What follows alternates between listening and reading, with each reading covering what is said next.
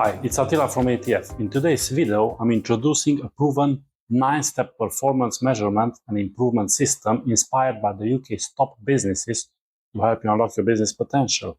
Learn how to set goals, develop a strategic plan, and create an improvement action plan. Let's dive in. Business is a means to an end, and the ultimate purpose of any business is to help its owners to achieve their goals. In order for a business to be able to deliver that result for its owners, those goals must be first identified, articulated, and understood.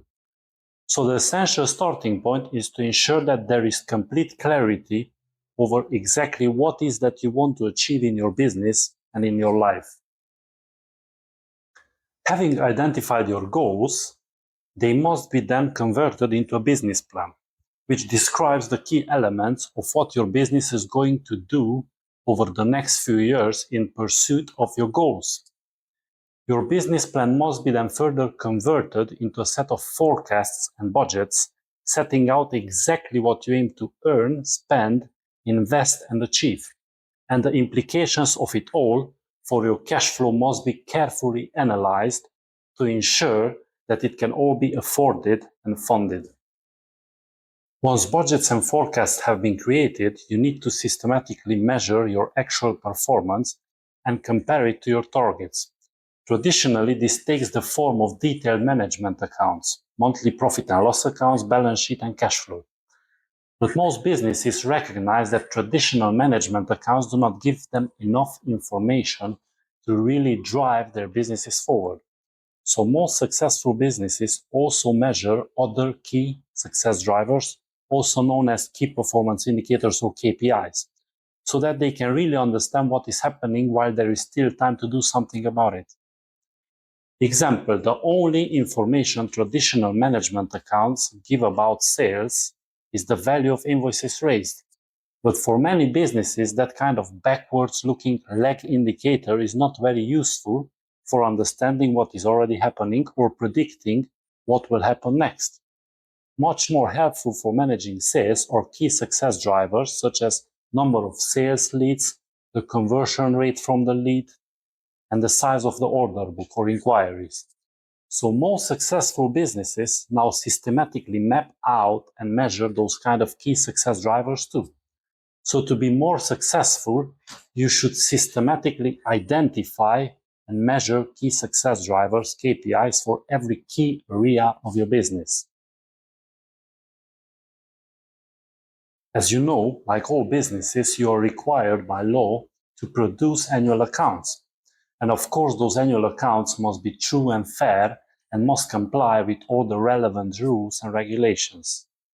The most successful businesses produce their accounts quickly and have them independently checked, share them with their team, and make them freely available to suppliers, customers, investors, and all other interested parties. It is almost impossible to evaluate how well you are doing in a vacuum. Performance is always relative.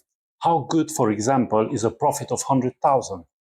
It could be really good for a business with a target of 20,000, but it would be bad for a business that achieved 500,000 last year. And it would be appalling for a business where everyone else in its industry achieved 1 million. In other words, you can only really judge performance by comparing it to targets, previous months and years, and others in your industry. So the aim is to identify and analyze the underlying trends in your business over the last 5 years. The key trends that successful businesses focus on include profit and loss accounts trends, such as sales, margins, profit drivers, productivity, net profit and break-even point, balance sheet trends, such as liquidity, debtor days, and stock turnover, trends in key ratios, such as gearing and return on investment.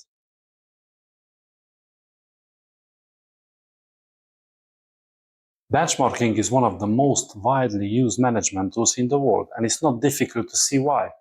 Essentially, benchmarking simply means comparing your business to others in your industry, and then using those comparisons to discover how much gross profit and net profit your competitors are really making, see how your business compares and how well you are really doing, understand the specific areas where you are doing better than your competitors, for example, your strengths, which you can build on, identify the specific areas where your competitors are doing better than you, example, weaknesses, which you can correct by learning from what others are doing in those areas, estimate how much extra profit the evidence suggests you can claw back when you start doing everything as well as or even better than your rivals.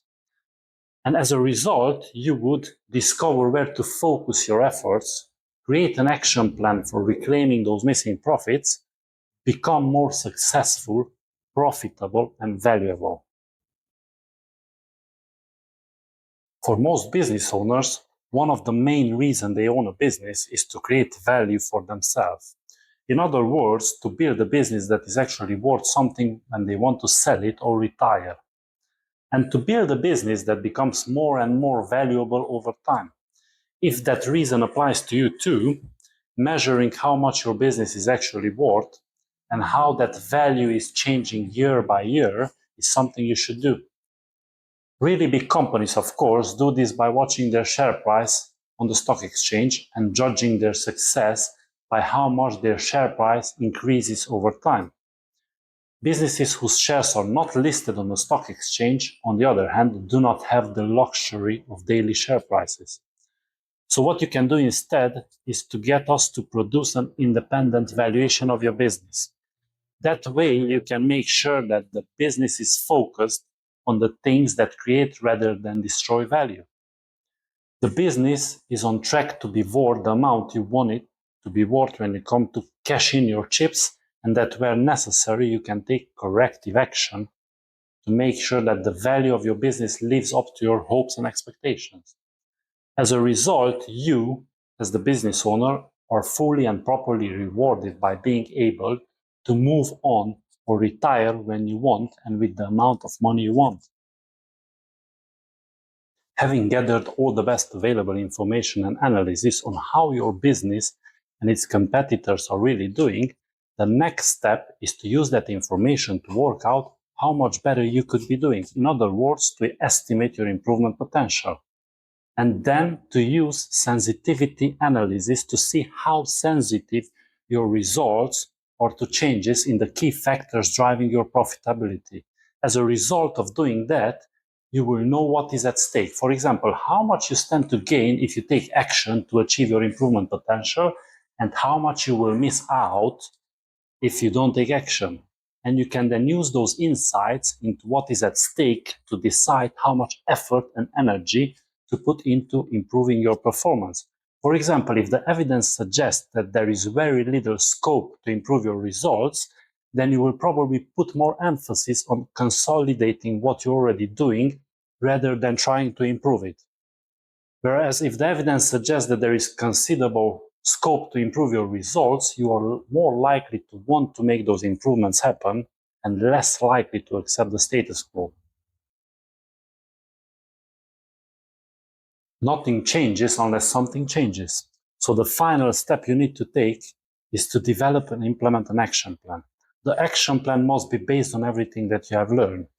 It will therefore include actions inspired by your goals, objectives, and targets as analyzed in step 1, your business plan and forecasts as analyzed in step 2, how well the business is achieving those targets as analyzed in step 3 and 4, the trends in your performance, step 5, your strengths and weaknesses compared to your competitors in step 6, how effectively wealth and value is being created for the owners as analyzed in step 7, and with priorities influenced by the likely payback as analyzed in step 8.